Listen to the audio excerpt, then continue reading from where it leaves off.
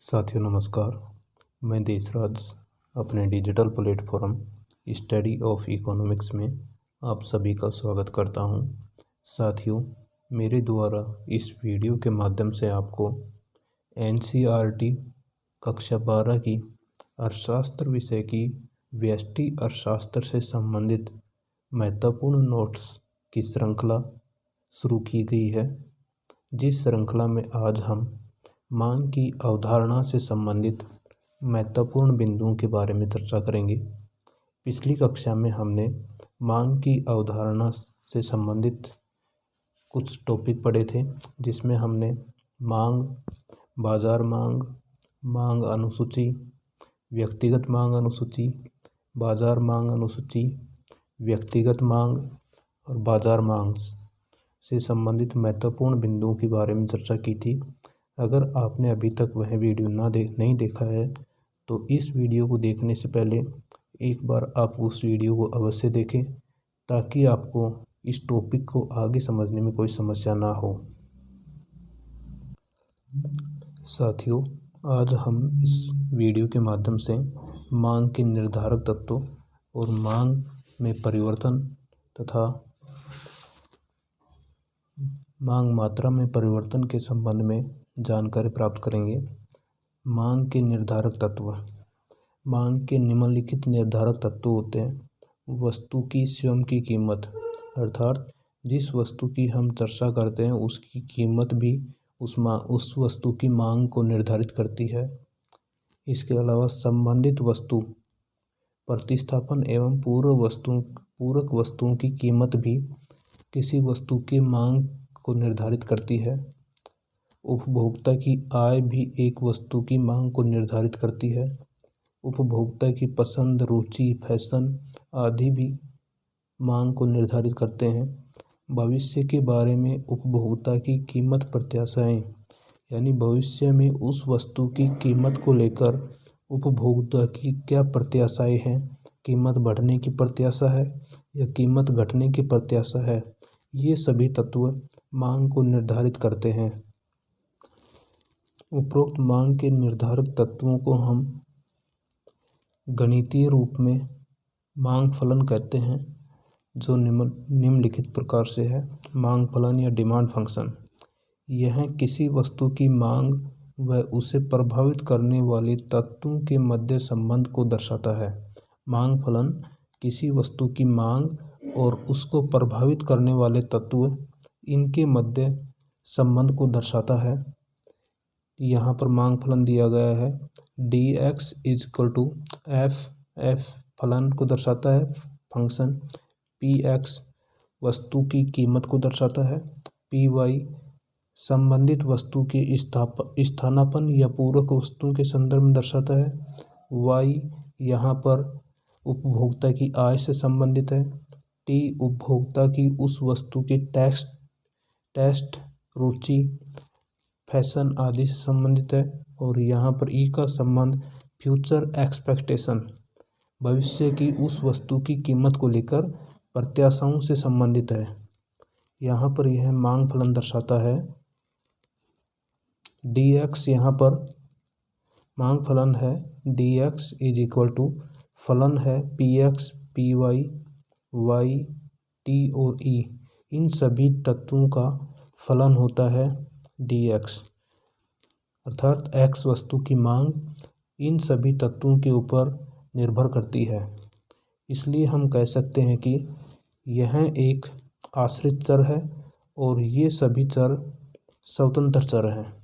इनमें से अगर किसी भी तत्वों में परिवर्तन होता है तो उस वस्तु की मांग में परिवर्तन देखने को मिल सकता है। अतः ये सभी तत्व स्वतंत्र हैं और यहाँ पर यह आश्रित चर है इन सभी तत्वों के ऊपर। अब हम मांग को निर्धारित करने वाले तत्वों की एक एक की विस्तृत से व्याख्या करेंगे। पहला मांग को निर्धारित करने वाला कारक है वस्तु की कीमत, जिसको हम px से दर्शाते हैं। यहाँ पर हम एक मान्यता को मान लेते हैं, अन्य बातें समान रहने पर संबंधित वस्तु की कीमत, जिस वस्तु की हम मांग करते हैं वह मांगी जाने वाली मात्रा में विपरीत संबंध होता है। यदि वस्तु की कीमत बढ़ती है तो वस्तु की मांगी जाने वाली मात्रा में कमी होगी। यहाँ पर इनमें विपरीत संबंध पाया जाता है अन्य बातें समान रहने पर। यदि वस्तु की कीमत में कमी होती है तो वस्तु की मांगी जाने वाली मात्रा में वृद्धि होती है। यहाँ पर हम कह सकते हैं कि यदि वस्तु की कीमत x वस्तु की कीमत में कमी होती है तो उस वस्तु की मांगी जाने वाली मात्रा में वृद्धि होगी। इसी तरह हम कह सकते हैं कि यदि किसी वस्तु की कीमत में वृद्धि होती है तो सामान्य स्थिति में अन्य बातें समान रहने पर उस वस्तु की मांग मात्रा में कमी होती है। इसका संबंध वस्तु की कीमत से होता है। मांग को निर्धारित करने वाला अगला जो कारक है वह है संबंधित वस्तु की कीमत। यानी संबंधित वस्तुएं यहाँ पर दो प्रकार की होती हैं, स्थानापन्न वस्तुएं और पूरक वस्तुएं। स्थानापन्न वस्तुएं वे वस्तुएं होती हैं जिनके स्थान पर हम दूसरी वस्तु को प्रयोग में ला सकते हैं। अर्थात एक वस्तु के स्थान पर दूसरी वस्तु को प्रयोग में लाने पर हम उसकी आवश्यकता को महसूस नहीं करते। वे वस्तुएं जो एक के स्थान पर दूसरी प्रयोग में लाई जा सकती है, जैसे चाय व कॉफ़ी। चाय के स्थान पर हम कॉफ़ी का उपयोग कर सकते हैं, ये स्थानापन्न वस्तुएं हैं। स्थानापन्न वस्तु के संदर्भ में मांग वक्र धनात्मक होता है। सीधा प्रश्न बन सकता है, स्थानापन्न वस्तु का मांग वक्र होता है, आंसर होगा धनात्मक। एक वस्तु की कीमत बढ़ने पर दूसरी वस्तु की मांग भी बढ़ जाती है। स्थानापन्न वस्तु में एक वस्तु की कीमत बढ़ेगी तो दूसरी वस्तु की मांग बढ़ जाती है। यहाँ पर हम इसको कर्व के माध्यम से देखेंगे। यहाँ पर एक कर्व है, डिमांड कर्व, ये हमारा धनात्मक मांग वक्र है। स्थानापन्न वस्तु के संदर्भ में जब हमारी कीमत ये है, एक वस्तु की कीमत इतनी है तो उस वस्तु की मांग की जा रही थी क्यों के बराबर।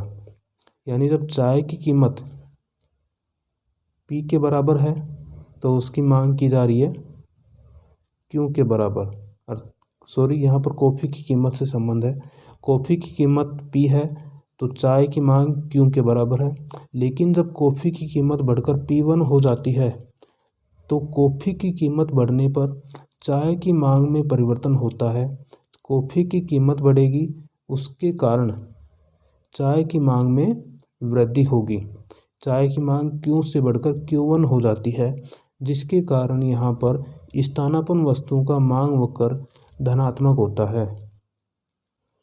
दूसरी हमारी वस्तु है यहाँ पर पूरक वस्तु, कॉम्प्लीमेंट्री गुड्स। पूरक वस्तु वे वस्तुएं होती हैं जो एक साथ प्रयोग में ला जाती हैं, जैसे कार व पेट्रोल। अगर हम कार का उपयोग करते हैं तो पेट्रोल भी साथ में हमें उपभोग करना होगा, इसलिए कार और पेट्रोल एक पूरक वस्तुएं होती हैं। पूरक वस्तुओं का मांग वक्र ऋणात्मक ढाल का होता है। पूरक वस्तु के संदर्भ में इनका मांग वक्र ऋणात्मक ढाल का होता है, जबकि स्थानापन्न वस्तुओं का मांग वक्र धनात्मक ढाल का होता है। एक वस्तु की कीमत बढ़ने पर दूसरी वस्तु की मांग मात्रा बढ़ती है। एक वस्तु की कीमत बढ़ने पर दूसरी वस्तु की मांग मात्रा घटती है। पूरक वस्तुओं के संदर्भ में देखा जाता है कि एक वस्तु की कीमत बढ़ती है तो दूसरी वस्तु की मांग घटती है, मांग मात्रा। जैसे कार की कीमत बढ़ने पर पेट्रोल की मांग स्वतः घट जाती है, क्योंकि कार की डिमांड वहाँ पर कम हो जाती है। इसका हम एक एग्जाम्पल के माध्यम से देखेंगे। यहाँ पर एक डिमांड कर्व बनाया गया है पूरक वस्तुओं के संदर्भ में। यहाँ पर दो पूरक वस्तुएं ली गई हैं, शक्कर और चाय की मांग। शक्कर की कीमत और उसके कारण चाय की मांग पर प्रभाव क्या पड़ता है वह हम देखेंगे इसमें। जब शक्कर की कीमत P है तब चाय की मांग Q के बराबर है, लेकिन जैसे शक्कर की कीमत बढ़कर P से P1 होती है तो चाय की मांग घट जाती है, क्योंकि चाय और शक्कर पूरक वस्तुएं हैं। यहाँ पर शक्कर की जगह आप चीनी मान सकते हैं। ठीक है, तो यहाँ पर Q से घटकर Q1 हो जाती है। इस तरह यहाँ पर डिमांड कर्व है जो ऋणात्मक ढाल का होता है, इसलिए हम कह सकते हैं कि पूरक वस्तुओं में मांग वक्र धनात्मक होता है, जबकि स्थानापन्न वस्तुओं में मांग वक्र ऋणात्मक होता है। सॉरी, मैंने यहाँ पर गलत बोल दिया। पूरक वस्तुओं में मांग वक्र ऋणात्मक ढाल का होता है। पूरक वस्तुओं में मांग वक्र ऋणात्मक होता है, जबकि स्थानापन्न वस्तुओं में मांग वक्र धनात्मक होता है। मांग को निर्धारित करने वाला तीसरा कारक उपभोक्ता की आय है। उपभोक्ता की आय, जिसको हम Y से प्रदर्शित करते हैं। Y यहाँ पर उपभोक्ता की आय को दर्शाता है। जब उपभोक्ता की आय बढ़ती है तो सामान्य वस्तु के रूप में वस्तु की मांग भी बढ़ती है। यदि उपभोक्ता की आय बढ़ती है तो सामान्य वस्तुओं की मांग की मात्रा बढ़ती है। ऐसी स्थिति में मांग वक्र धनात्मक होता है। जब उपभोक्ता की आय बढ़ती है तो सामान्य वस्तुओं की मांग भी बढ़ेगी और उनका मांग वक्र धनात्मक होता है। वस्तु की मांग व उपभोक्ता की आय के बीच धनात्मक संबंध होता है। विलासिता की वस्तुएं इसके अंतर्गत आती हैं। विलासिता की वस्तुएं और सामान्य वस्तुओं के संदर्भ में यह लागू होता है। जब उपभोक्ता की आय बढ़ेगी तो मांग बढ़ जाती है और आय घटेगी तो मांग घट जाएगी। यह संबंध विलासिता और सामान्य वस्तुओं के संदर्भ में देखा जाता है। इसको हम एक ग्राफ के माध्यम से, वक्र के माध्यम से देखेंगे। यहाँ पर उपभोक्ता की मांग बढ़ रही है, उपभोक्ता की आय बढ़ रही है। उपभोक्ता की आय बढ़ने के कारण वस्तु की मांग भी बढ़ रही है, जो कैसा वक्र बताता है? धनात्मक ढाल का वक्र है, जो उपभोक्ता की आय और वस्तु की मांग के बीच धनात्मक संबंध को प्रदर्शित करता है। लेकिन कुछ वस्तुएं ऐसी होती हैं जिनकी मांग आय के बढ़ने के साथ कुछ समय तक बढ़ती है। यानी कुछ वस्तुएं ऐसी होती हैं जिनकी मांग उपभोक्ता की आय बढ़ने के साथ कुछ समय के लिए बढ़ती है, लेकिन उसके बाद भी अगर उपभोक्ता की आय बढ़ती है तो उन वस्तुओं की मांग कम हो जाती है, घटती है। ऐसा घटिया वस्तुओं में होता है। घटिया वस्तुओं में प्रारंभ में जब उपभोक्ता की मांग आय बढ़ती है तो उनकी मांग बढ़ेगी, लेकिन एक स्तर के बाद में अगर उपभोक्ता की आय बढ़ना जारी रहती है तो उन वस्तुओं की मांग घटनी शुरू हो जाती है, अर्थात मांग घटने लग जाती है। जैसे ज्वार, बाजरा, मक्का आदि सभी में एक निश्चित स्तर के बाद में उपभोक्ता की आय बढ़ने पर इनकी मांग कम होने लग जाती है। मांग को निर्धारित करने वाला चौथा कारक है उपभोक्ता की पसंद, रुचि, फैशन। इन सभी के कारण भी उपभोक्ता की किसी वस्तु की मांग को निर्धारित करता है। उपभोक्ता की मांग उनकी पसंद, रुचि, फैशन, अधिमान, नए आविष्कार व विज्ञापन से भी प्रभावित होती है। उपभोक्ता की मांग को निर्धारित करने वाला पांचवा कारक या मांग को निर्धारित करने वाला पांचवा कारक उपभोक्ता की उस वस्तु के संदर्भ में भविष्य की प्रत्याशाएं हैं। यदि भविष्य में उस वस्तु की कीमत बढ़ने की संभावना है तो वर्तमान में उस वस्तु की मांग मात्रा में वृद्धि होगी। यदि भविष्य में उस वस्तु की कीमत के घटने की संभावना है तो वर्तमान में उस वस्तु की मांग में कमी आएगी। यह सब पांच मांग के निर्धारक तत्व हैं जो एक वस्तु की मांग को निर्धारित करते हैं। इनका एक बार से हम दोबारा से रिवीजन करेंगे। पहला कारक है वस्तु की कीमत। वस्तु की कीमत। सेकंड है संबंधित वस्तु की कीमत, जिसमें हम स्थानापन्न वस्तुएं और पूरक वस्तुओं की चर्चा करते हैं। थर्ड है हमारा उपभोक्ता की आय। चौथा है उपभोक्ता की पसंद व रुचि। और पांचवा कारक है भविष्य की प्रत्याशाएं।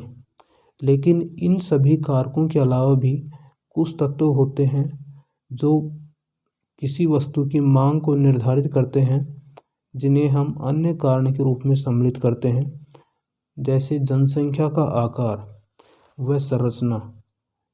यदि किसी क्षेत्र में जनसंख्या के आकार में वृद्धि होती है, अर्थात जनसंख्या में वृद्धि होती है, तो वहाँ पर उस उपभोग वस्तुओं की मांग भी ज़्यादा हो जाएगी। इसी तरह यदि किसी क्षेत्र में युवा अधिक हैं, तो वहाँ पर लाइफ स्टाइल प्रोडक्ट की मांग अधिक होगी। ये का तत्व भी वस्तु की मांग को निर्धारित करते हैं। अगला कारक है राष्ट्रीय आय का वितरण। यदि किसी देश में आय का वितरण असमान है, तो वहाँ पर विलासिता की वस्तुओं की मांग ज़्यादा होगी। और यदि आय का वितरण समान है, तो वहाँ पर आवश्यकता की वस्तुओं की मांग ज़्यादा होगी। ये तत्व भी एक वस्तु की मांग को निर्धारित करते हैं। अब हम मांग मात्रा में परिवर्तन व मांग में परिवर्तन के संबंध में चर्चा करेंगे। मांग मात्रा व मांग में परिवर्तन का अर्थ इसमें होता है संबंधित वस्तु की कीमत में परिवर्तन के फलस्वरूप मांगी जाने वाली मात्रा में होने वाला परिवर्तन मांग मात्रा में परिवर्तन को बताता है। अर्थात यदि किसी वस्तु की कीमत में परिवर्तन होता है, जिसके परिणाम स्वरूप उसकी मांगी जाने वाली मात्रा में परिवर्तन होता है, तो वह मांग मात्रा में परिवर्तन को दर्शाता है। कीमत के अतिरिक्त अन्य कारक वस्तु की कीमत को छोड़कर अन्य किसी कारक में परिवर्तन होता है, तो वह वस्तु की मांग में परिवर्तन को बताता है। अन्य कारकों में हम उपभोक्ता की आय, रुचि, फैशन, अन्य वस्तुओं की कीमतें आदि में परिवर्तन को मान सकते हैं। इस तरह से मांग मात्रा में परिवर्तन तब होगा जब संबंधित वस्तु की कीमत में परिवर्तन होता है। लेकिन मांग में परिवर्तन कब होगा? जब वस्तु की कीमत को छोड़कर कीमत के अतिरिक्त अन्य कारकों में परिवर्तन होता है। अन्य कारकों में उपभोक्ता की आय, रुचि, फैशन या किसी अन्य वस्तु की कीमत, जैसे स्थानापन्न वस्तु की कीमत, स्थानापन्न वस्तु की कीमत, पूरक वस्तु की कीमत, इन सभी तत्वों में परिवर्तन होता है, तो हम उसमें मांग में परिवर्तन को में सम्मिलित करते हैं। अर्थात इन सभी में परिवर्तन के कारण वस्तु की मांग में परिवर्तन होता है। अब हम इनका अलग से विश्लेषण करेंगे। सबसे पहले है मांग मात्रा में परिवर्तन। कीमत में परिवर्तन के फलस्वरूप वस्तु की मांगी जाने वाली मात्रा में परिवर्तन।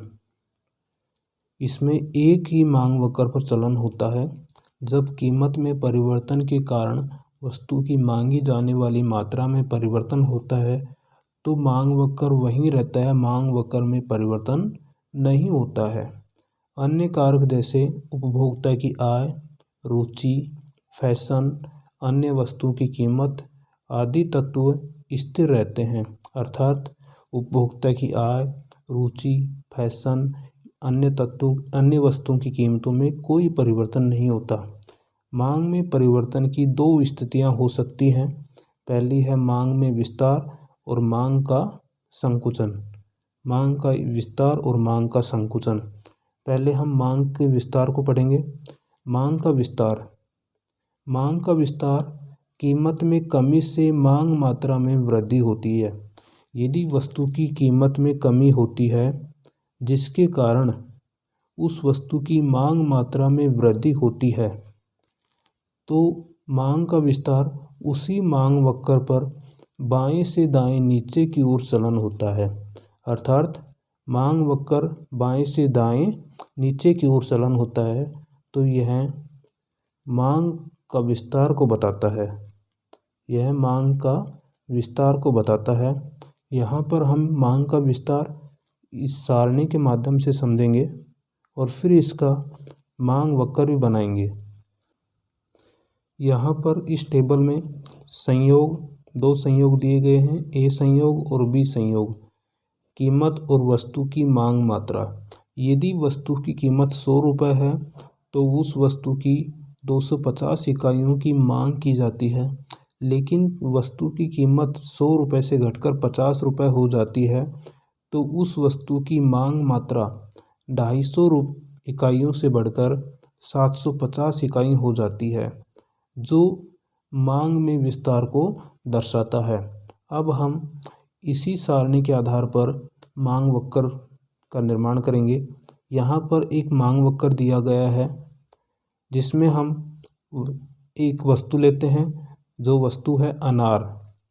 नीचे एक्स अक्ष पर हमने अनार की मात्रा ली है और वाई वस्तु पर उस वस्तु की कीमत, वाई अक्ष पर उस वस्तु की कीमत, एक्स अक्ष पर उस वस्तु की मात्रा यानी अनार की मात्रा। जब अनार की कीमत 100 रुपये थी तो अनार की मांग मात्रा 250 इकाई थी, लेकिन यदि अनार की कीमत घटकर 50 रुपये हो जाती है तो उस कंडीशन में अनार की मांग मात्रा बढ़कर 750 रुपये हो जाती है। और यहाँ पर पहले संयोग ए बिंदु पर था, लेकिन कीमत के घटने पर संयोग बी बिंदु पर प्राप्त होता है। अतः यहाँ से ए बिंदु से बी बिंदु पर चलन, बाएं से दाएं नीचे की ओर जो चलन होगा, इसी को हम मांग का विस्तार कहते हैं। इस तरह से यदि वस्तु की कीमत में कमी होती है, कीमत में कमी होने के कारण वस्तु की मांग मात्रा में वृद्धि होती है, तो उसी मांग वक्र पर बाएं से दाएं नीचे की ओर चलन होता है। इस प्रक्रिया को हम मांग का विस्तार कहते हैं।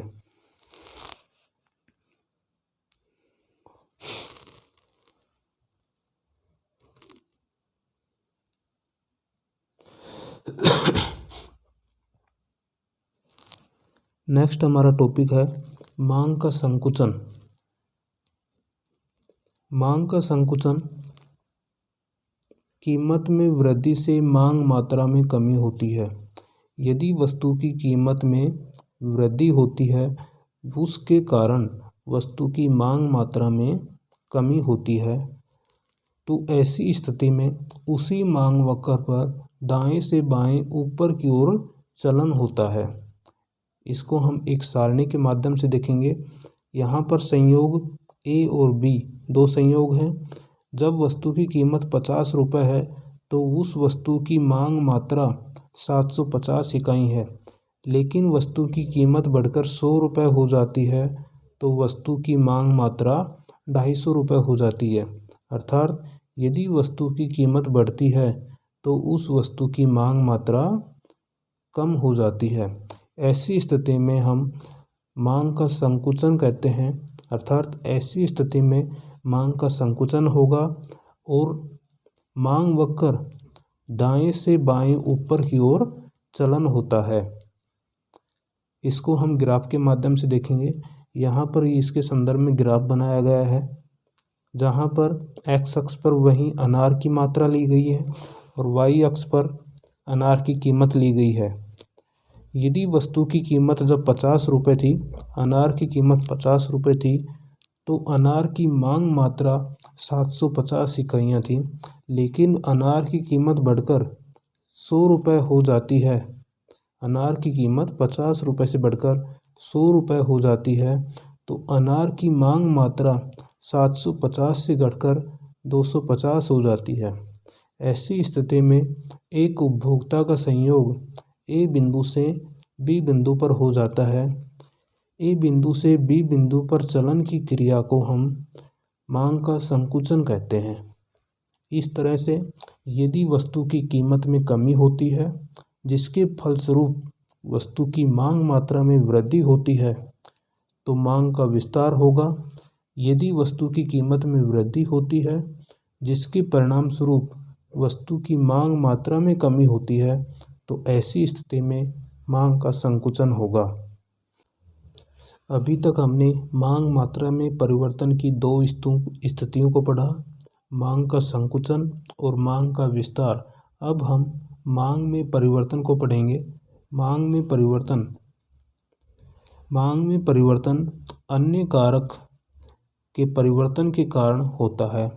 अन्य कारक जैसे उपभोक्ता की आय, रुचि, फैशन या अन्य वस्तुओं की कीमत आदि में परिवर्तन के फलस्वरूप वस्तु की मांगी जाने वाली मात्रा में परिवर्तन। यदि अन्य कारकों में उस वस्तु की कीमत के अलावा अन्य कारकों में अगर परिवर्तन होता है, उन परिवर्तनों के फलस्वरूप उस वस्तु की मांगी जाने वाली मात्रा में परिवर्तन होता है, तो मांग में परिवर्तन कहलाता है। मांग वक्र में विवर्तन होता है ऐसी स्थिति में, अर्थात मांग वक्र अलग से मांग वक्र बन जाता है। वस्तु की कीमत स्थिर होती है। जिस वस्तु की हम बात करते हैं, जिस वस्तु की हम उपभोग की चर्चा करते हैं, उस वस्तु की कीमत स्थिर रहती है मांग में परिवर्तन के दौरान। इसमें दो स्थितियां हो सकती हैं, मांग में वृद्धि और मांग में कमी। पहली स्थिति है मांग में वृद्धि। मांग में वृद्धि में अन्य कारक जैसे उपभोक्ता की आय में वृद्धि से मांग मात्रा में वृद्धि होती है। संबंधित वस्तु की कीमत में कोई परिवर्तन नहीं होता है। ऐसी स्थिति में मांग वक्र दाईं ओर ऊपर खिसक जाता है। यहाँ पर हम टेबल के माध्यम से देखेंगे, उसके बाद में हम इसका वक्र देखेंगे, मांग वक्र। यहाँ पर दो संयोग हैं, संयोग ए और संयोग बी। जब उपभोक्ता की आय 100 रुपये थी तो एक वस्तु की मांग मात्रा 20 इकाई के बराबर थी। लेकिन जैसे ही उपभोक्ता की आय बढ़कर 100 से 150 रुपये हो गई तो वस्तु की मांग बढ़कर 20 से 30 हो गई। अर्थात उपभोक्ता की आय में वृद्धि के फलस्वरूप वस्तु की मांग में परिवर्तन हुआ है, तो हम ये कह सकते हैं कि मांग में वृद्धि हुई है। इसको हम ग्राफ के ऊपर देखेंगे। यहाँ पर मांग वक्र दिया गया है जिसमें वृद्धि को दर्शाया गया है। यहाँ पर पहले उपभोक्ता की आय है, यहाँ वस्तु की कीमत तो स्थिर है, यहाँ पर वस्तु की कीमत में कोई परिवर्तन नहीं होता है। लेकिन जब उपभोक्ता की आय पहले कम थी, उस स्थिति में क्यू मात्रा का उपभोग किया जा रहा था। लेकिन जैसे ही उपभोक्ता की आय में वृद्धि होती है और संबंधित वस्तु की कीमत में कोई परिवर्तन नहीं होता है, वस्तु की कीमत स्थिर रहती है, उपभोक्ता की आय में परिवर्तन होता है, अर्थात उपभोक्ता की आय में वृद्धि होती है, जिसके परिणाम स्वरूप वस्तु की मांग Q से बढ़कर Q1 हो जाती है। अर्थात मांग वक्र दाईं ओर विवर्तित हो जाता है। मांग वक्र ऊपर दाईं ओर बन जाएगा। पहले हमारा मांग वक्र यह था, पुराना मांग वक्र ये है हमारा। उसके बाद उपभोक्ता की आय बढ़ने पर D1 हो जाता है, पहले मांग वक्र D था। इस तरह से यदि वस्तु की कीमत में कोई परिवर्तन नहीं होता है, वस्तु की कीमत के अलावा अन्य किसी तत्व में परिवर्तन होता है, जिसके फलस्वरूप वस्तु की मांग में वृद्धि होती है, ऐसी स्थिति में मांग वक्र ऊपर की ओर दाईं तरफ विवर्तित हो जाता है, अर्थात नया मांग वक्र बन जाता है। अगला हमारा पॉइंट है मांग में कमी। अन्य कारक जैसे उपभोक्ता की आय में कमी से मांगी गई मात्रा में कमी, यानी उपभोक्ता की आय में कमी हो या किसी अन्य कारकों में, उपभोक्ता की रुचि में, फैशन में, इन सभी में परिवर्तन के कारण उस वस्तु की मांगी गई मात्रा में कमी होती है। ठीक है, यहाँ पर हम ये कह सकते हैं उपभोक्ता की आय में कमी के कारण उस वस्तु की मांगी गई मात्रा में कमी होती है, तो उसको हम मांग में कमी कहते हैं। ऐसी स्थिति में संबंधित वस्तु की कीमत में कोई परिवर्तन नहीं होता है। इस स्थिति में मांग में कमी के कारण मांग वक्र बाईं ओर नीचे खिसक जाता है। यहाँ पर दो संयोग हैं, ए और बी। जब उपभोक्ता की आय 150 रुपये है तो वस्तु की मांग की मात्रा 20 इकाई की थी, लेकिन उपभोक्ता की आय 150 से घटकर 100 हो जाती है, तो यहाँ पर वस्तु की मांग मात्रा यहाँ पर गलत टाइप हो गया। यहाँ आएगा 20 इकाई और यहाँ 30 इकाई।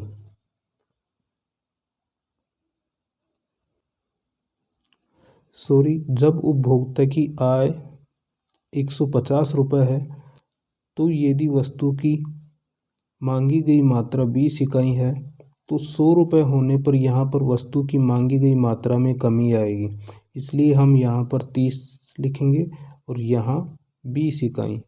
जब वस्तु की कीमत में उपभोक्ता की आय में कमी होगी, तो वस्तु की मांग मात्रा में भी कमी होगी। इस टेबल को यहाँ ग्राफ में दर्शाया गया है। वस्तु की कीमत में कोई परिवर्तन नहीं होता है। उस कंडीशन में पहले जब वस्तु की कीमत इतनी थी, तो उपभोक्ता की मांग थी Q के बराबर। यह हमारा पहला डिमांड कर्व है जो D से दर्शाया गया है।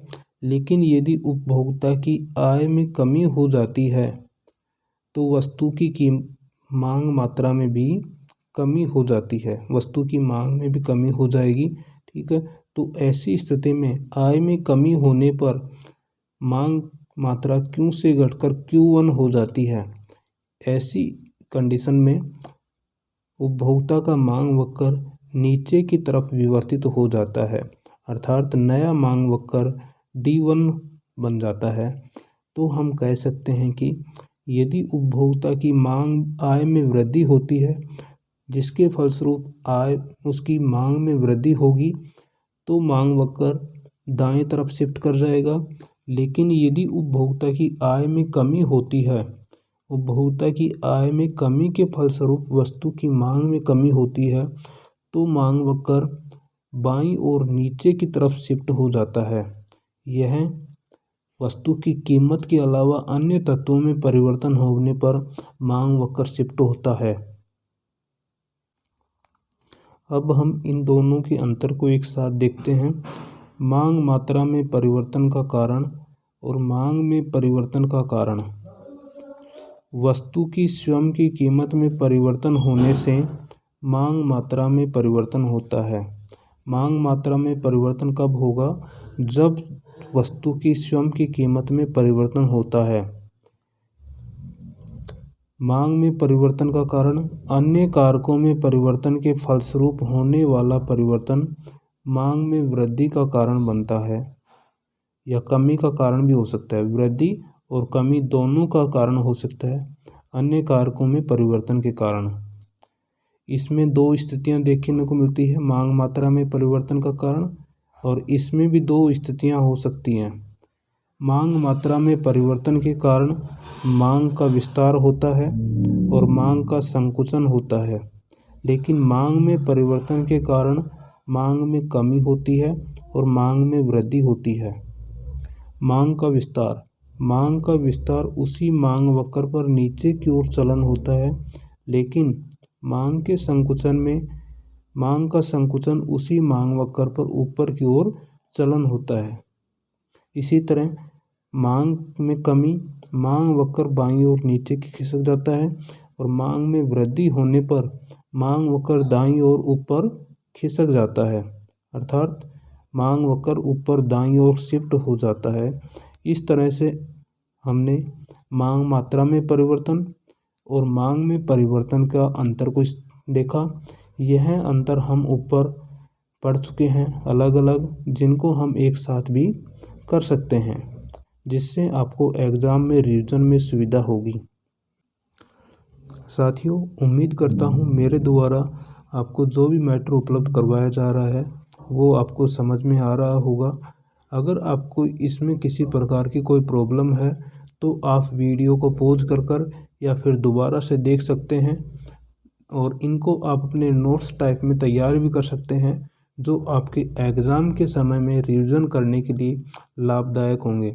अगर आपको यह वीडियो पसंद आया है तो इस वीडियो को लाइक करें और अपने दोस्तों तक जिनको इस वीडियो की आवश्यकता है उन तक शेयर करें, और भविष्य में इसी तरह के वीडियो रेगुलर प्राप्त करने के लिए मेरे इस चैनल को सब्सक्राइब करें ताकि आपको रेगुलर वीडियो प्राप्त होते रहें। धन्यवाद।